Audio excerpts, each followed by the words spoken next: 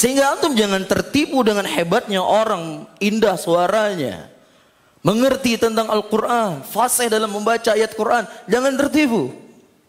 Sampai akidahnya adalah akidah yang sahihah, yang sesuai dengan akidahnya Rasulullah sallallahu alaihi wasallam.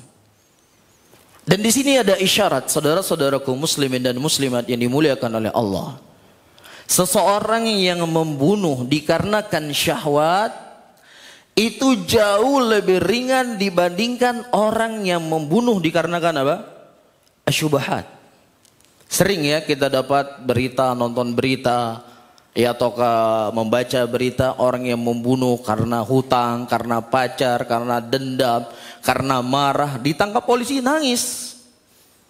Menyesal, saya menyesal, saya tidak mengulangi kembali. Coba saya tadi begini, saya akan tidak begini dan begini, menangis. Menyesali apa yang dia buat. Tetapi orang-orang yang mereka membunuh dikarenakan asyubahat, dia meyakini membunuh itu adalah ibadah. Meyakini membunuh itu adalah ibadah. Jadi jangan sampai antum sebelum antum hijrah, ketika masih suka ke diskotik, masih suka minum-minuman keras, ya masih suka pacaran, antum semua yakin bahwasanya membunuh itu haram, nggak boleh. Membunuh itu dosa, membunuh itu terlarang. Namun ketika antum salah hijrah, sudah mulai rajin sholat, sudah mulai rajin baca Quran, sudah mulai puasa Senin Kamis, berubah pikirannya, membunuh jadi ibadah.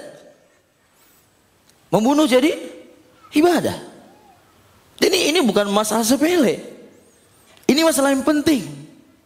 Yang untuk diketahui oleh seseorang ketika dia salah langkah dalam hijrahnya.